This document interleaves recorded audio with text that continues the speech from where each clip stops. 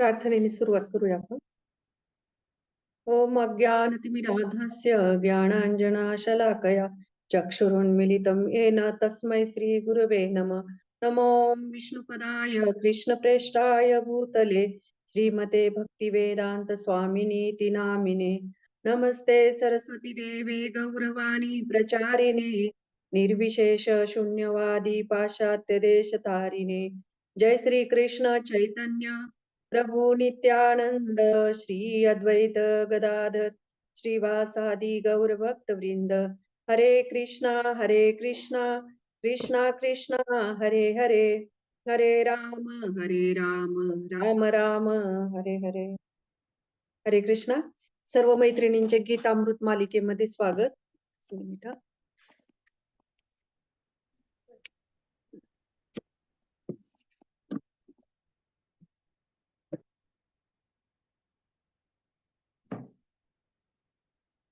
आज आपण 73वा श्लोक बघणार आहोत. त्याच्या अगोदर बघूया आपण काल आपण काय बघितलं. तर काल याच्यामध्ये भगवंत सांगतात की हे पार्थ, हे धनंजय, तू एकाग्र चित्ताने श्रवण केलेस का आणि तुझा मोह आणि अज्ञान आता नष्ट झालं आहे का. तर याच्यामध्ये भगवंत अर्जुनाला प्रश्न विचारत आहेत आणि सगळ्यात महत्वाचं आपण काल चर्चा केली ती याच्यावरती श्रवण हे किती महत्वाचं आहे. आणि जेव्हा श्रवण आपण चांगल्या पद्धतीने करतो तेव्हा आपल्यामधला मोह आणि अज्ञान हे नष्ट होतं. तर याच्यावर काल विचारलेला प्रश्न होता आणि हा प्रश्न आपण कालच्या याच्यामध्ये बघितलं होतं कालच्या क्लासमध्ये की हा सर्वांसाठी आहे. म्हणजे भगवंत हे अर्जुनाच्या माध्यमातून सगळ्यांना विचारतात आणि एक गुरुचा रोल काय आहे, का गुरुची भूमिका कशी आहे, कशी असावी, हेही भगवंत आपल्याला यातून शिकवतात. तर आता काल भगवंतांनी प्रश्न विचारला, तर आज आपण बघणार आहोत की अर्जुन त्या प्रश्नाचं उत्तर काय देत आहे. तर अर्जुन उवाच नष्ट मोह स्मृतिर्लब्धात् प्रसादान्मया याच्युत स्थितोस्मी गत संदेह करिष्ये वचनं तव. अर्जुन म्हणाला, हे कृष्ण, हे अच्युत, माझा मोह आता नष्ट झाला आहे. तुमच्या कृपेने मला माझी स्मृती पुन्हा प्राप्त झाली आहे. मी आता दृढ आणि संशय मुक्त झालो आहे आणि तुमच्या आदेशानुसार मी कर्म करण्यास तयार आहे. बघा, भगवंतांनी एक प्रश्न विचारला, परंतु अर्जुनाने याच्यामध्ये काय काय एका उत्तरामध्ये कितीतरी गोष्टी आपल्याला अर्जुन सुद्धा या उत्तरातून शिकवत आहेत. तर पहिली गोष्ट आपण याच्यामध्ये ह्या श्लोकामध्ये किती काय काय शब्द महत्वाचे आहेत. तर पहिला आपण बघणार आहोत की भगवंतांना अर्जुन काय म्हणत आहे. पहिलं वाक्य, हे कृष्ण, आणि नंतर काय म्हणतात, हे अच्युत. अच्युत म्हणजे आधी भगवंतांना कृष्ण नावाने हाक मारतात आणि नंतर म्हणतात हे अच्युत. तर आतापर्यंत आपण अच्युत या शब्दाचा अर्थ खूप वेळा ऐकलेला आहे की अच्युत म्हणजे जे त्यांच्या भक्तांचं संरक्षण करण्यात कधीच च्यूत होत नाहीत, म्हणजे कधीच चुकत नाहीत ते. तर असे हे भगवंत. तर इथे मात्र अर्जुन भगवंतांना अच्युत हा शब्द उच्चार करत आहे. याचा त्याचं कारण त्याच्यामध्ये हे आहे की भगवंत हे ते जे काही ज्ञान आहे त्यांच्याकडलं जे काही ज्ञान ते परिपूर्ण ज्ञान असतं आणि ते ज्ञान देण्यासाठी भगवंत कधीच चुकत नाही. म्हणून इथे ज्ञान भगवंतांकडून अर्जुनाला मिळालेलं आहे आणि म्हणून अर्जुन इथे हा एक शब्द जाणीवपूर्वक उच्चारत आहे की हे अच्युत, की जे ज्ञान देण्यास कधीच चुकत नाहीत आणि ते ज्ञान असं असतं की ते परिपूर्ण ज्ञान असतं. म्हणून इथे अच्युत हा शब्द वापरलेला आहे. दुसऱ्या ठिकाणी भगवंत अर्जुन म्हणत आहे की आता माझा मोह नष्ट झालेला आहे. आता याच्यामध्ये ना मोह याच्यावर आपण भरपूर वेळा चर्चा करतो. काम, क्रोध, मोह, मद, मत्सर हे मनुष्याचे काय आहेत, दुर्गुण आहेत, शत्रू आहेत. त्याच्यामधला हा जो मोह आहे, तर हा मोह आपल्याला, ह्या मोहामुळे तर आपण या जगात आपलं पतन झालेलं आहे. तर आता हा जो मोह आहे, तर याची व्याख्या काय आहे की जे ज्ञानाच्या विरुद्ध जी काही गोष्ट असेल, म्हणजे कृष्ण भावना असेल, भक्तिमय ज्ञान असेल, या गोष्टी व्यतिरिक्त ज्या काही गोष्टींची आपण प्राप्ती करतो, तो सगळं काय आहे, मोह आहे. म्हणजे ते सगळं कसं, एखाद्या गोष्टीचं कसं आपण म्हणतो की वाळवंट जर असेल आणि त्या वाळवंटामध्ये जर असं कुठे आपल्याला एखादं गुलाबाचं फूल किंवा कमळ पुष्प किंवा पाण्याचा झरा असा आपल्याला जर दुरून कुठून दिसत असेल तर आपण काय म्हणतो, की तो भास आहे, तो मोह आहे. मोह याला भास पण म्हणतात. जी गोष्ट अस्तित्वात नाही ती. मग तो मोह आहे आपल्याला. म्हणजे जी काही गोष्ट भगवंतांच्या सेवांव्यतिरिक्त, भगवंतांच्या व्यतिरिक्त जे काही आपल्याकडे आहे, त्या सगळ्याचा तो मोह आहे आणि तो मोह त्या मोहामध्ये आपण पडलेलो आहोत. म्हणून ज्ञान म्हणजे याच्याच विरुद्ध शब्द आपण बघू शकतो, की हा मोह. तर हा मोह म्हणजे काय आहे? की आता आपल्याला सगळ्यांना माहिती आपल्याला सगळ्यांना सगळ्या गोष्टींचे मोह असतात. आपल्या सांसारिक गोष्टींचे मोह असतात. आपल्याला पोस्ट पोझिशनचा मोह असतो. आपल्याला समाजामध्ये चांगला म्हणजे चांगलं मला रिस्पेक्ट मिळावा, आदर मिळावा, माझा मान-सन्मान व्हावा. त्या सगळ्या गोष्टींचा मोह आपल्याला असतो. काय म्हणून आपल्याला कुठल्या गोष्टीचा मोह नसतो? तर ह्या गोष्टींचा मोह म्हणजे आपल्याला सगळ्यात महत्त्वाचं आपल्याला काय करायचंय? मी हा जो आहे, तो सगळ्याभोवती फिरतो. म्हणजे मी ह्या भौतिक प्रकृतीचा कोण आहे? स्वामी आहे. आता ही झाली व्यापक व्याख्या. एखाद्याच्या जसं आता हिरण्यकशिपूचं उदाहरण जर बघितलं, तर त्याची शक्ती आणि तिची काही सामर्थ्य जे आपण बघितलं, तर ते त्याच्यासाठी आहे, की तो त्या भौतिक प्रकृतीचा स्वामी आहे. आता ही स्वामित्वाची जी भावना आहे, ही प्रभुत्वाची जी भावना आहे, ती माझ्यासाठी काय असेल? की ती भावना म्हणजे काय? की मी कोणाची तरी आई आहे. मी कोणाची तरी पत्नी आहे. ही माझी मुलं आहेत. हे माझं घर आहे. की मला म्हणजे एखाद्या गोष्टीचं म्हणजे हे कसं म्हणजे माझं जे काही असेल माझ्या अवती-भोवती ते माझं. मग भले ती व्यापक स्वरूपात असू शकतं. एखाद्याला त्याच्या शक्तीनुसार ते व्यापक असू शकेल. आता एखादा कोणी खासदार, मंत्री कुणी असतील, तर त्यांना पंतप्रधानांची स्वप्न पडतील. आपल्याला पडतील का? नाही. आपल्याला काय वाटेल, की आपल्या स्तरानुसार आपण कुठे आहोत, त्यानुसार आपला मीपणा, माझा जो काही मोह आहे, तो त्याभोवती गुरफटलेला असतो. पण शेवटी मोह आहेच. शेवटी तो छोटा असो, मोठा असो, प्रत्येकाच्या वेगवेगळ्या हे असतात जीवन जगण्यासाठीच्या अपेक्षा म्हणू शकतो आपण. लोभ म्हणू शकतो. जे काही गोष्टी असतात, प्रत्येकाच्या स्तरानुसार तो बघत असतो. पण शेवटी काय आहे, तो मोहच आहे. जसं आपण म्हणतो, की श्रील प्रभुपाद नेहमी सांगतात, की एखादा जर चोर असेल आणि त्यानी हिरा चोर आणि खीरा चोर म्हणजे एखाद्याने जर चोरी केली, त्याने जर समजा मंडईमध्ये जाऊन एखादी काकडी चोरली, तर तो शेवटी काय आहे? तो चोरच आहे आणि त्याने ती काकडी चोरली. उद्या त्याला संधी मिळाली, तर तो हिरा पण चोरणार. म्हणजे शेवटी काय आहे, की चोर जो आहे, ती चोरीची भावना जी आहे, त्याच्यामध्ये चोरी छूट 1 मिनिट हां. कोणाचा तरी बॅकग्राऊंडला आवाज येतोय.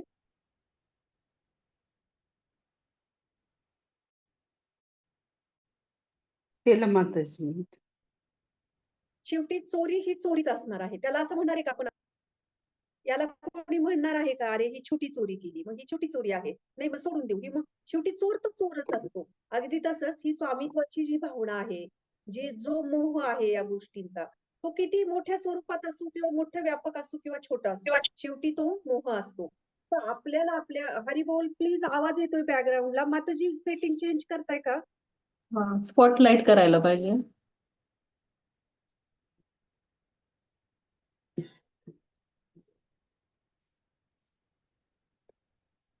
मग हे जे आहे, तर आपल्याला म्हणजे माझा मुलगा मोठ्या पोस्टवर आहे. माझी मुलगी मोठं हॉस्पिटल आहे तिचं. म्हणजे जे काही असतं ते मी भोवती फिरत असतं. आणि या गोष्टींचा आपल्याला काय असतो, अभिमान म्हणण्यापेक्षा गर्व असतो, अहंकार असतो. आणि या सगळ्या गोष्टींचा जोपर्यंत आपल्याला मोह असतो, तोपर्यंत आपण कधीच ज्ञान प्राप्त करू शकत नाही. या गोष्टींचा मोह आपल्या जीवनामध्ये जितका जास्त, तितकं आपण आध्यात्मिक ज्ञानापासून वंचित होतो. कारण हे सगळा जो मोह आहे, तो देहात्म बुद्धीभोवती गुरफटलेला आहे. म्हणजे माझ्या भोवती, माझ्या शरीराभोवती हे सगळं काय आहे, ते गुरफटलेलं आहे. म्हणून हे आपण बघू शकतो, की हा मोह अर्जुन म्हणत आहे, की इथे आता माझा हा मोह नष्ट झालेला आहे. आणि पुढे काय म्हणत आहेत, की तुमच्या कृपेने मला माझी स्मृती प्राप्त झालेली आहे. म्हणजे हा मोह म्हणजे काय, की हा मोह नष्ट होऊन मला ज्ञानाची प्राप्ती झालेली आहे. आता हे ज्ञान म्हणजे काय? की मोह नष्ट झाला. जे आपण बघितलं, की भगवंतांच्या सेवेव्यतिरिक्त जे काही आपल्याकडे असतं, त्याला सगळ्याला मोह म्हणतात. ते अज्ञान आहे सगळ्या गोष्टींचं. मग ज्ञान म्हणजे काय? की ज्ञान म्हणजे भगवंतांची भक्तिमय सेवा, हरिनाम. जितकं आपल्या भगवंतांना आपल्या जीवनामध्ये आपण जितकं स्थान देऊ शकतो, जितकं भगवंतांना केंद्रित करून आपण जीवन जगू, तितकं आपण काय म्हणू शकतो, की आपण एका ज्ञानाच्या दिशेने एक एक एक एक पाऊल उचलत आहोत, की जसं आज आपल्या घरामध्ये आपण कुठे एक सत्संगाला गेलो नसेल, पण कधीतरी आपण ठीक आहे बाबा मंदिरामध्ये इस्कॉनच्या कुठे सत्संग कार्यक्रम होतात. आठवड्यातून एक दिवस आपण एक पाऊल उचलू. म्हणजे आपण काय केलं, की ज्ञानाच्या दिशेने एक पाऊल आपलं उचललेलं आहे. मग नंतर हळू रेग्युलर प्रोग्रामला जाऊ. आपल्या हातामध्ये माळ येईल, हरिनाम येईल. मग आपण हरिनाम जप करायला लागू. म्हणजेच हे काय आहे, ही प्रेममय भक्ती आणि याचा स्तर हळू काय होतो, उंचावत जातो. आणि हा स्तर भगवंतांसाठी आपण काही करायचं. आधी आपली ती भावना नसते, पण ठीक आहे चला छान वाटेल, आपले संकट दूर होतील किंवा आपल्याला छान वाटतंय ना, म्हणून मनाला खूप शांत वाटतं, खूप फ्रेश वाटतं. ही भावना कशी आहे, ही माझ्यासाठी आहे. मी आहे त्याच्यामध्ये. मला शांत वाटतंय, मला एकदम छान वाटतं मंदिरात गेलं. पण जेव्हा आपल्यामध्ये ही भावना हळू रुजते, की अरे भगवंतांना छान वाटेल मी हरिनाम घेतल्यावर. भगवान श्रीकृष्णांना ह्या गोष्टी मी केल्यावर आनंद होईल. भगवंतांना मी तुळशी पत्र वाहिल्यानंतर भगवंतांना आनंद होईल. मी हे भगवंतांसाठी कुकिंग करील तेव्हा भगवंतांना आनंद होईल. म्हणजे काय आहे, की हा मी बाजूला ठरतो आणि भगवंतांना केंद्रित ठेवून आपण एक-एक गोष्टी करायला लागतो. आणि हळू मग तो स्तर वाढत आपल्याला आपण कुठेतरी आपण भगवंतांचे दासानुदास आहोत याची जाणीव होते आणि जेव्हा याची जाणीव होते, तेव्हा आपण बघू शकतो, की त्याला खरं वास्तविक ज्ञान म्हणतात.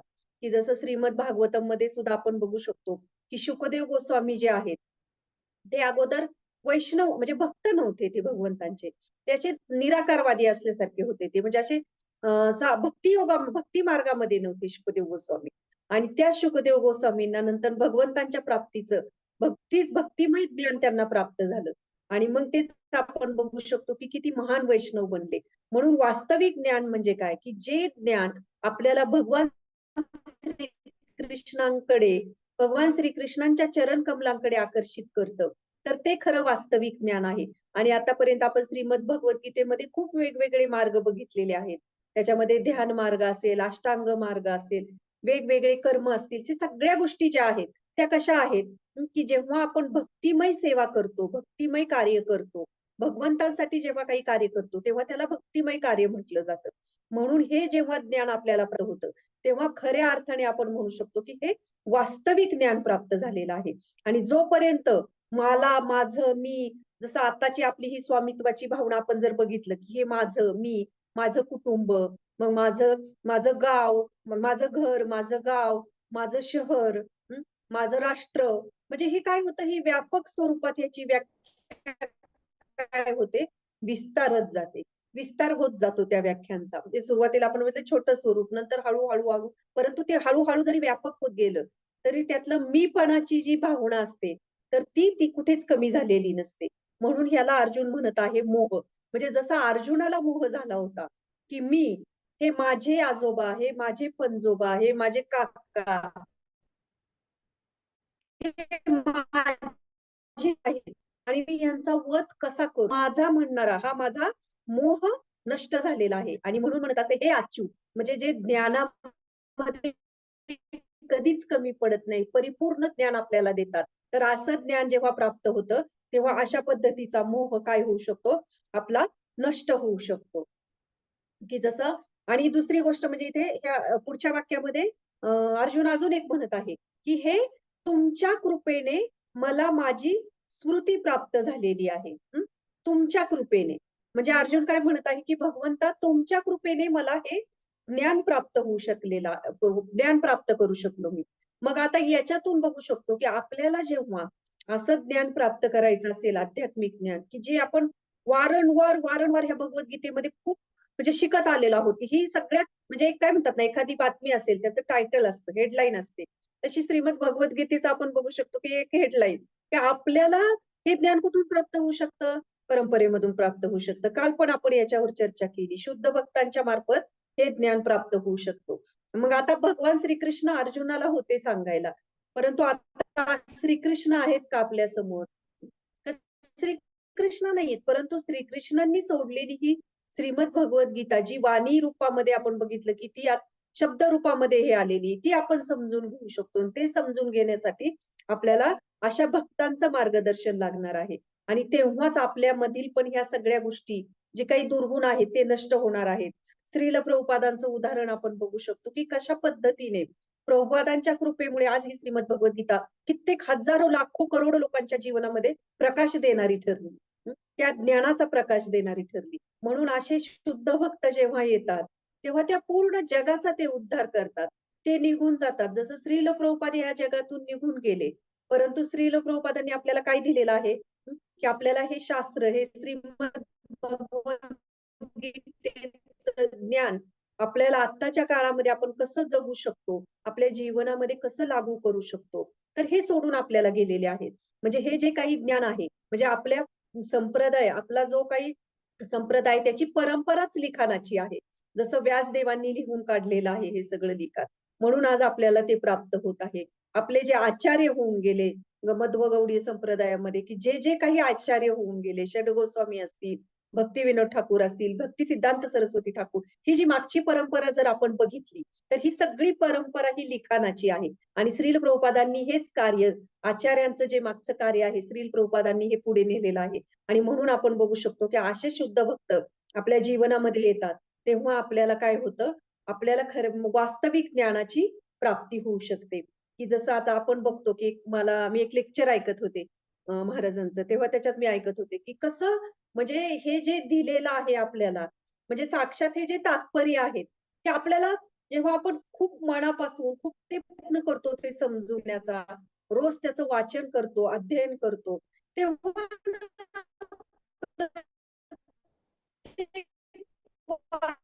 वाक्यामध्ये आपल्याला बघू शकतो आपल्याशी बोलतात.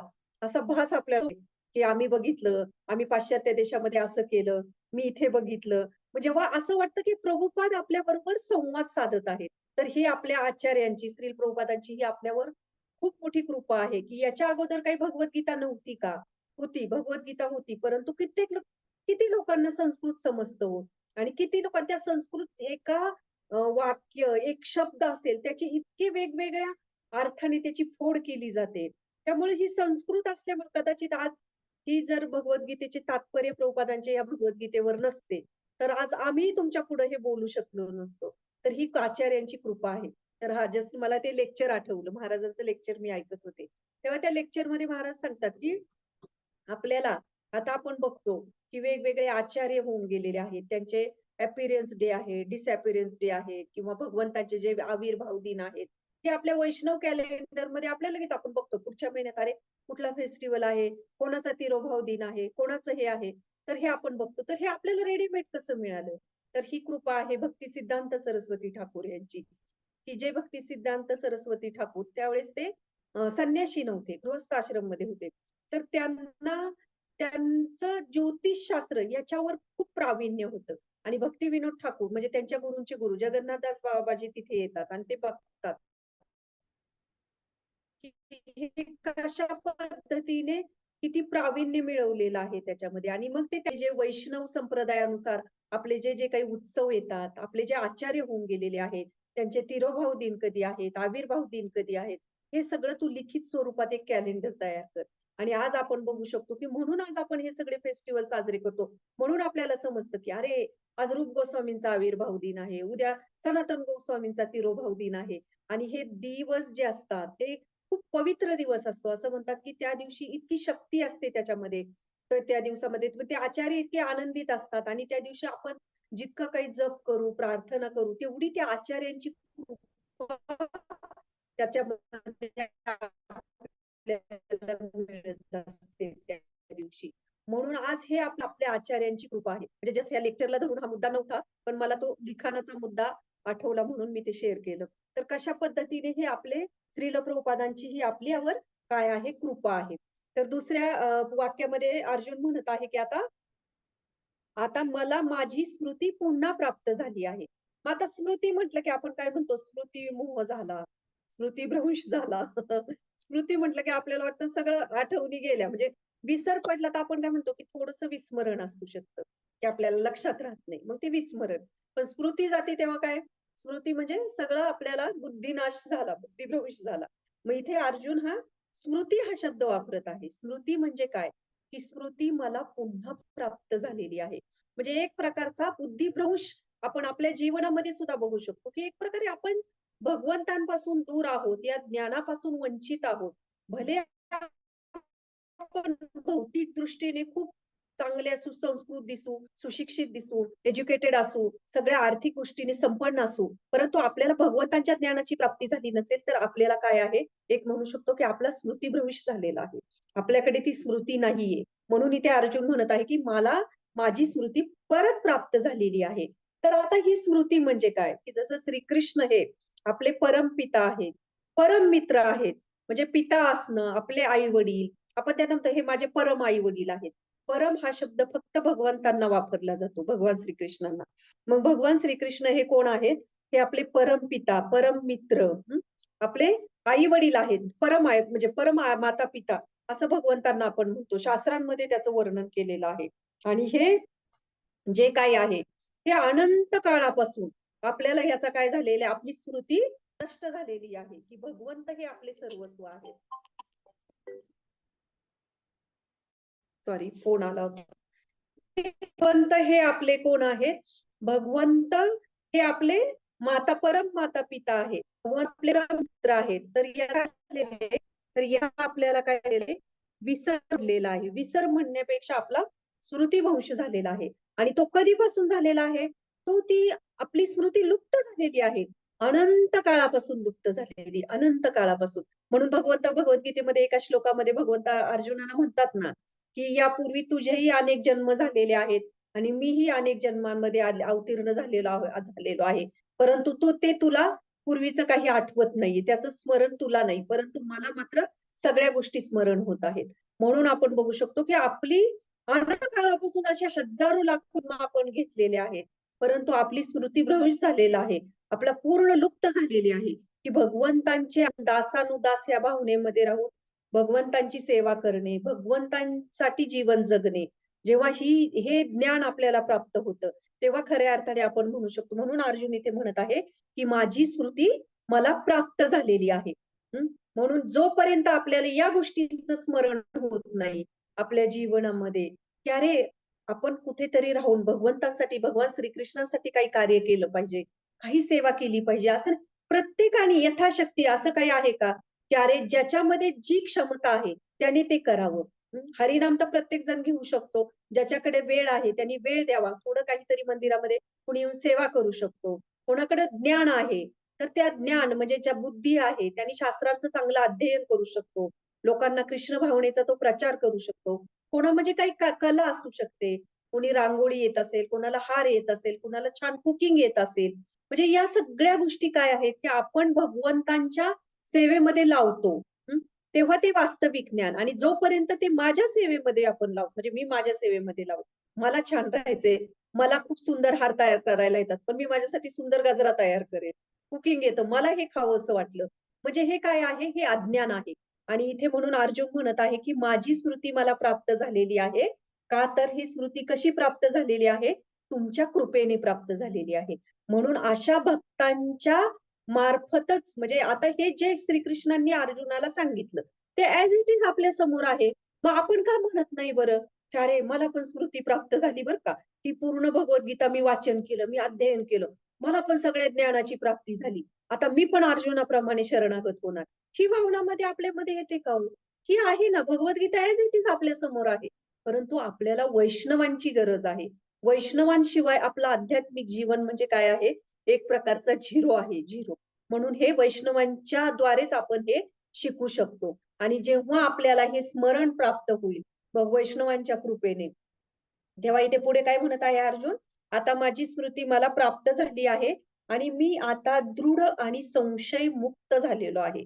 दृढ दृढ निश्चय म्हणजे कसं असतं ना, की जेव्हा कुठलाही दृढ निश्चय म्हणजे जेव्हा आपल्या जीवनामध्ये काही समस्या असतात, अडचणी असतात आणि त्या जेव्हा एखादं काहीतरी आपल्याला अचीव्ह करायचं असेल आणि आपण ठरवतो की मला हे करायचंय आणि काही प्रश्न असतात आपल्यामध्ये, ते जसे जसे आपल्या जीवनामधले बाजूला तेव्हा तसा तसा आपला काय होतो, दृढ निश्चय वाढत राहतो. म्हणजे काय होतं की आता नाही, आता हे मला करायचं, एक उत्साह पण जागृत होतो त्याच्यामध्ये, की जसं आता मुलं असतात आणि मुलं खूप अभ्यास करतात एक्झामला आणि कधी कधी असं होतं की खूप एक्झामला अभ्यास करून पण मार्क्स पडत नाही. मग ते काय होतात, थोडेसे डाऊन होतात. मग आपल्याला काय करावं लागतं, थोडं इन्स्पायर करावं लागतं त्यांना. आणि तेच जर एखाद्या एक्झाम मध्ये, एखाद्या कुठलीही गोष्ट एक्झाम असू शकते, एक्झाम असू शकते, कुठलीही गोष्ट असू शकते. आणि जशी त्याच्यामध्ये त्यांनी पॉझिटिव्ह मिळालं. त्यांचा काही थोडे मार्क्स वाढले एखाद्या ह्याच्यामध्ये, की त्यांचा काय होतो, की आपोआप आत्मविश्वास जागृत होतो. दृढ निश्चय नाही, अरे मला कॉन्फिडन्स वाढतो थोडक्यात, की तो निश्चय जो असतो तो अजून दृढ होतो, की नाही मला हे करायचं आहे. म्हणजे माझ्या जीवनामधला ती समस्या दूर झालेली आहे. की त्याचा तो दृढ निश्चय निर्माण होतो. म्हणून आपण बघू शकतो, की जेव्हा आपल्या जीवनामधील त्या समस्या निर्माण होतात आणि त्या समस्या आपण योग्य मार्गाने जर निराकरण्याचा प्रयत्न केला, तर आपल्यामध्ये तो दृढ निश्चय निर्माण होतो. जसं आपण बघतो, की शुकदेव गोस्वामींचं उदाहरण जे आपण बघत होतो, की शुकदेव गोस्वामींचं म हे जे आहे सॉरी परीक्षित महाराजांचं, की जेव्हा परीक्षित महाराजांच्या जीवनामध्ये असा समस्या म्हणजे हे आलं, की आता अरे माझे 7 दिवसात मृत्यू होणार आहे. मग मी काय करू आता? म्हणजे जोपर्यंत आपल्या जीवनामध्ये शंका असतात, प्रश्न असतात, तोपर्यंत आपल्याला आपण भ्रमित असतो, की अरे मला आता काय करायचं आहे? मग जसं परीक्षित महाराजांच्या जीवनामध्ये हा प्रश्न आला. आता त्यांचा मृत्यू 7 दिवसात होणार आहे. त्यामुळे त्यांना अरे मी काय केलं जे आता ह्या अंतिम समयी? आणि कित्येक जणांनी कित्येक गोष्टी येऊन त्यांना सांगितल्या. पण शेवटी ते जे ठाम झाले, की अरे त्यांनी शुकदेव गोस्वामींकडून ऐकलं पाहिजे. आणि शुकदेव गोस्वामीकडून जेव्हा ते ऐकतात, मग त्यांचा दृढ निश्चय होतो आणि ते 7 दिवस 7 रात्र बिना अन्न पाण्याचं श्रीमद भागवतमचं ज्ञान काय करतात? ग्रहण करतात. म्हणून आपल्याला जोपर्यंत म्हणजे अंतिम समयी हा प्रश्न होता त्यांना, की आता मी काय करू शकतो? आणि जेव्हा त्या प्रश्नाचं निरसन झालं, तेव्हा दृढ निश्चयाने, ते भक्ती भावनेने ती गोष्ट ते करू शकले. म्हणून आपल्या जीवनामध्ये पण समस्या येतील. आपल्याला सुद्धा काही गोष्टी म्हणजे ज्या समस्या आहेत, आता आपल्याला समस्या म्हणजे काय, की आपल्याला वाटेल, की अरे माझं जीवन फारच खराब चाललंय. मग माझ्यावर कृपाच नाही आणि कृपा नसल्यामुळं मग मला भगवंत येण्याची संधीच देत नाहीयेत मंदिरात. हे बऱ्याच वेळा खूप जणांकडून आम्ही ऐकतो. म्हणजे बऱ्याच वेळा आपल्याला ही कारणं ऐकायला येतात, की अहो भगवंत जेव्हा बोलवतील तेव्हा बघू. भगवंतांचीच इच्छा नाही तर काय करणार? परंतु आपली इच्छा नसते, परंतु आपण ते भगवंतांवर हे करतो. म्हणून वास्तविक समस्या काय? की जोपर्यंत आपण अशा योग्य मार्गावर येत नाही, तोपर्यंत आपण समस्या परिपूर्ण असलेलं जीवन जगतोय ऍक्च्युअली. आणि जेव्हा आपल्या जीवनामधल्या या समस्या, जेव्हा कुठल्या वास्तविक समस्या आहेत याचं आपल्याला ज्ञान प्राप्त होईल. आणि मग तिथून पुढे मग हे ज्ञान प्राप्त करण्यासाठी कशाची गरज आहे? जेव्हा आपण असं अध्ययन करतो, वाचन करतो, त्याच्याविषयी प्रश्न विचारले पाहिजे, त्याची उत्कंठा निर्माण झाली पाहिजे. आपण बघतो की ही प्रश्न उत्तराची परंपराच आपल्या जसं लिखाणाची आहे, तशी ही प्रश्न उत्तराची परंपरा आहे. नारद मुनींना व्यासदेवांनी प्रश्न विचारले, परीक्षित महाराजांना शुकदेव गोस्वामींनी प्रश्न विचारले, शौनकादी ऋषींनी सूत गोस्वामींना प्रश्न विचारले.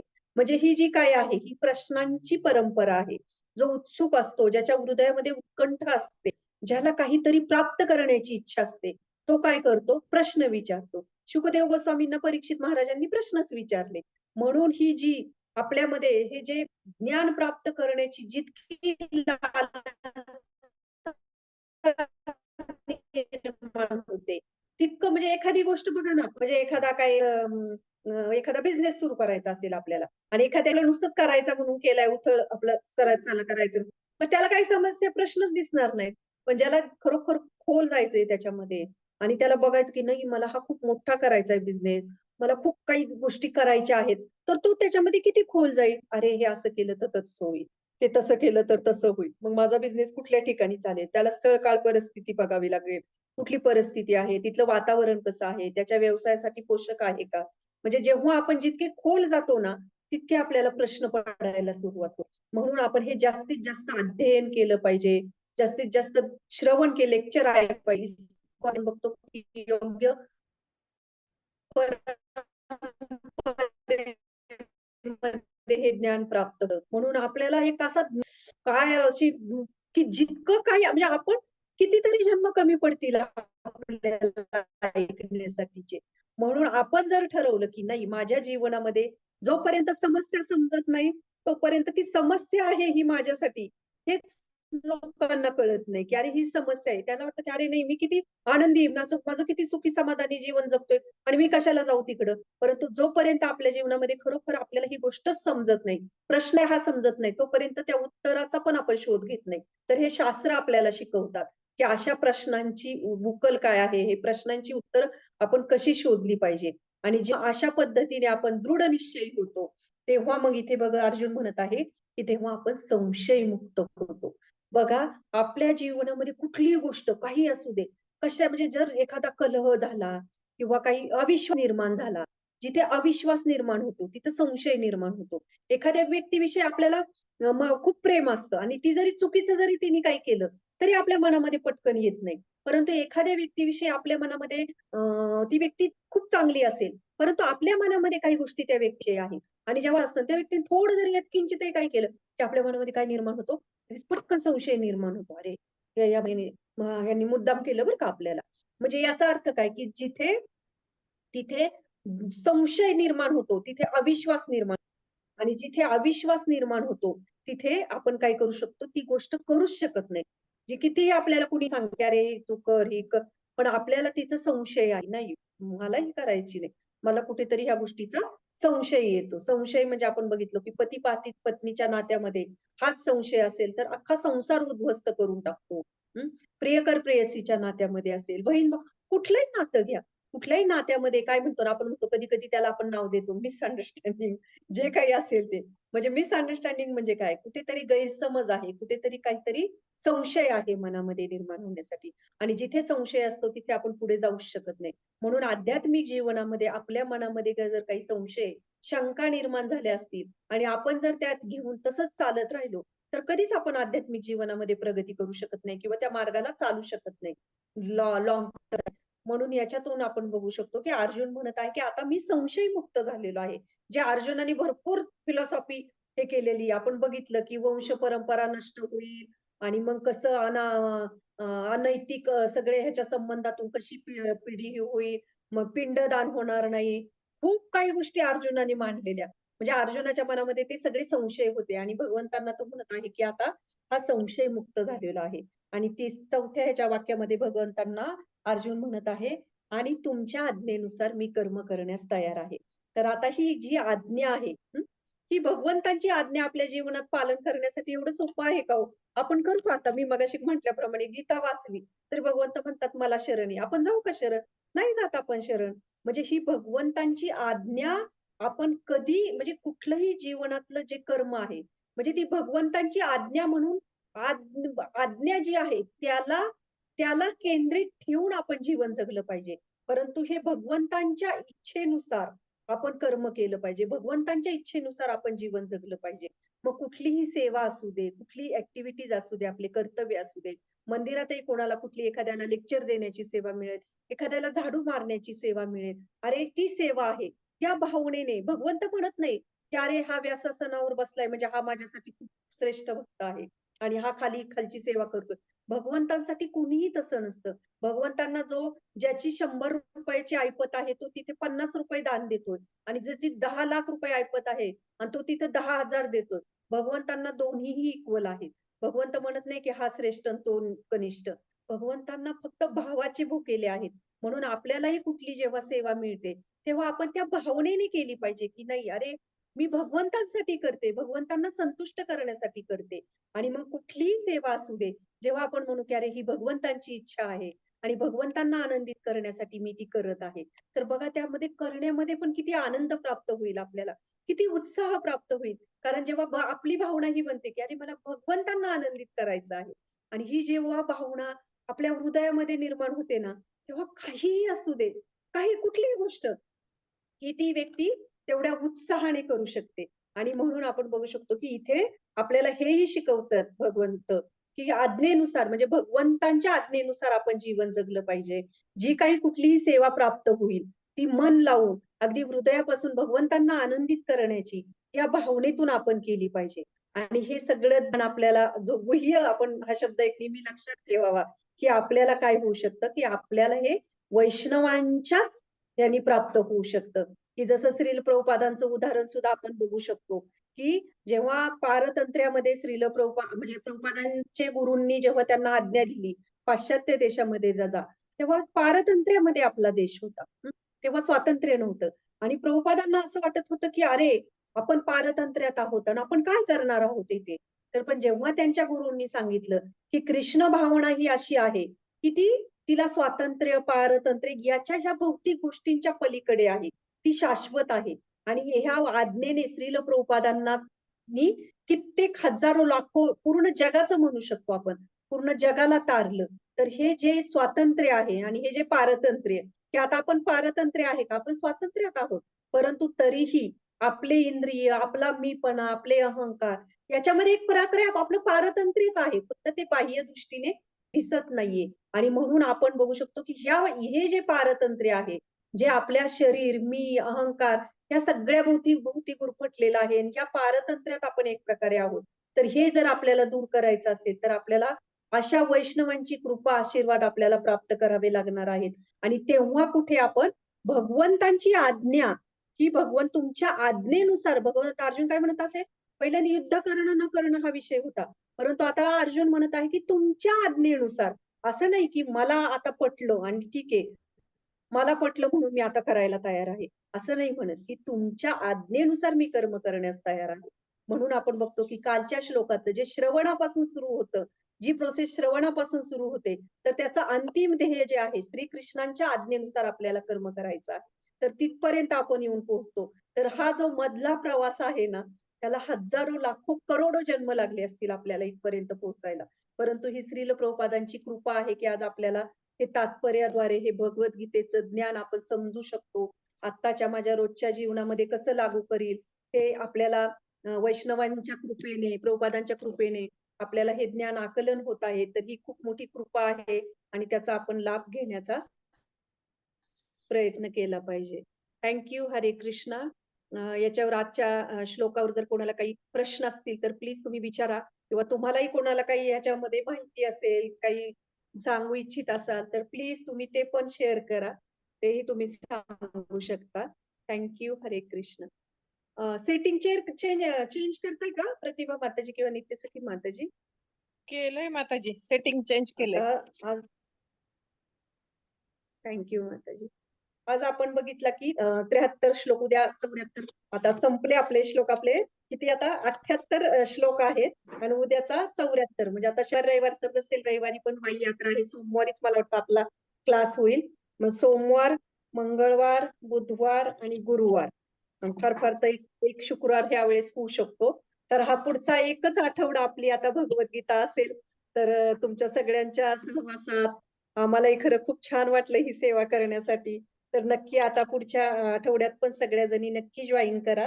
आणि पुढच्या श्लोकामध्ये संजय म्हणत आहे, की याप्रमाणे श्रीकृष्ण आणि अर्जुन या दोन महात्म्यांचा संवाद मी ऐकला.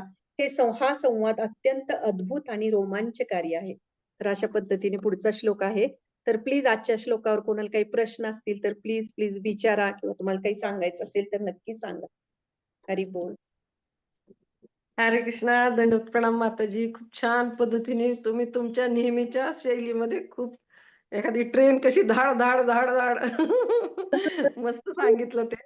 आणि हे जास्त मनावर बिंबलं की जेव्हा आपल्याला भगवंताच्या आज्ञा पालन करायच्या असतात किंवा हे जे ज्ञान आहे त्याला विज्ञानात रूपांतरित करायचं असेल, जीवनात उतरायचं असेल, तर वैष्णवांच्या कृपेशिवाय ते शक्य नाही. तर हे खूप छान रीतीने मनावर बिंबवलं. थँक्यू माताजी. खूप खूप धन्यवाद. थँक्यू. तुमची प्रार्थना त्याच्यामुळं ही गाडी चालली. वैष्णवांच्या प्रार्थना, जसा खरंच संघ खूप आहे छान तसं झालं प्रार्थना माताजी. पण. नाही, एका बाजूने वाईट पण वाटतंय की पूर्ण होतंय. नाही नाही, आणि आपण करूया ना छान छान अजून नक्की सगळे नक्की. मैत्रिणी नवीन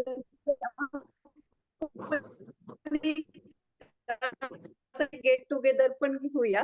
म्हणजे हे एक याचा नक्की एक एंड तर करूया, पण होऊ शकत नाही आता हो तर करूया आपण आपला एक गेट ऑनलाईन करूया नक्की. नक्की नक्की थँक्यू. नक्की माताजी. हरी बोल. Thank you so much. हरी बोल. आपण आपल्याला त्यांनी 3 वर्ष सहन केलेलं आहे. यांनी सगळ्या श्लोक. तर आता आपण पण त्यांच्याकडून ऐकूया आता. आपल्याला पण ऐकूया ऐकूया. आम्हाला पण उत्सुकता असेल, की तुमच्याकडून काही 4 शब्द आम्हाला पण ऐकण्यासाठी मिळतील. थँक्यू. खूप छान आयडिया. थँक्यू माताजी. हरी बोल. प्रणाम माताजी. हा, दंडवत प्रणाम माताजी. माताजी, तुम्ही नेहमीप्रमाणे खूप छान आणि सुंदर क्लास दिला आणि मला एक आवडलं की भगवद्गीता तर आपल्या सगळ्यांकडेच आहे आणि ती संस्कृत मध्ये आहे, पण श्रील प्रभुपादांनी दिलेले जे तात्पर्य आहे तर ते खूप छान आहेत आणि त्याच्यानुसार आपल्याला भगवद्गीता काय आहे हे आपल्याला कळतं. हे खूप सुंदर मला वाटलं माताजी आणि खूप छान. खूप खूप धन्यवाद थँक्यू. माताजी. पोस्टमनचं काम करतोय, सगळं समोर आहे, फक्त तुम्हाला सांगायचं काम करतोय आम्ही. त्यामुळे त्याचं सगळं श्रेय लेक्चर म्हणजे असं संपूच नाही, असं भारी वाटतं ना ते ऐकताना. खूप छान वाटतं माताजी. खूप सुंदर आणि स्पष्टपणे खूप छान. खरंच थँक्यू हृदयाला असं भावण्यासारखं काही काही शब्द असे असतात की खूपच सुंदर.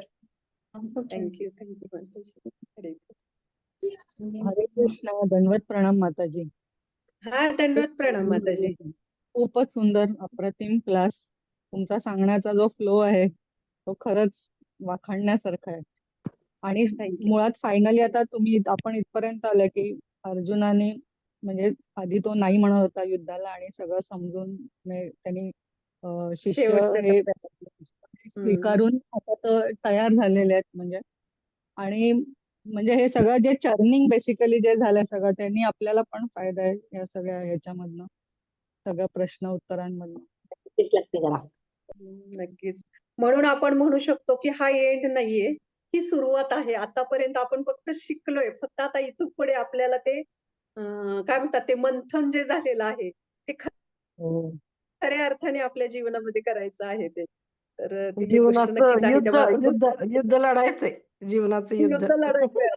भगवंतांनी आपल्याला सगळं दिलेलं आहे. ढाल, तलवार सगळ्या हम्म. गोष्टी दिलेल्या आहेत. प्रभुपादांनी कसं लढवायचंय आपल्याला आपल्या आई वडिलांप्रमाणे शिकवलं आहे. फक्त आपल्याला आता उतरायचं आहे तिथे. त्यामुळे हो.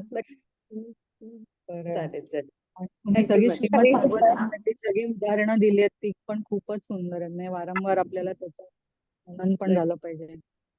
खरंय. आणि आम्ही पण Thank प्रार्थना करतो, तुम्ही नेहमी आम्हाला दंडवत प्रणाम करता की हा दंडवत प्रणाम प्रत्यक्षात पण आम्हाला तुम्हाला घालण्याची संधी मिळो.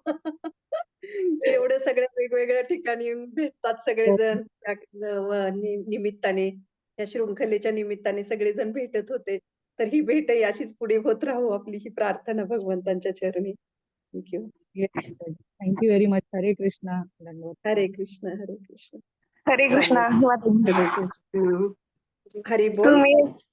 तुम्ही सांगता ना की आपल्याला काही प्रश्न पडतात आणि त्याच ना आपण सत्संग असं ऐकलं ना की मग त्याचं निरसन होत जातं बऱ्यापैकी.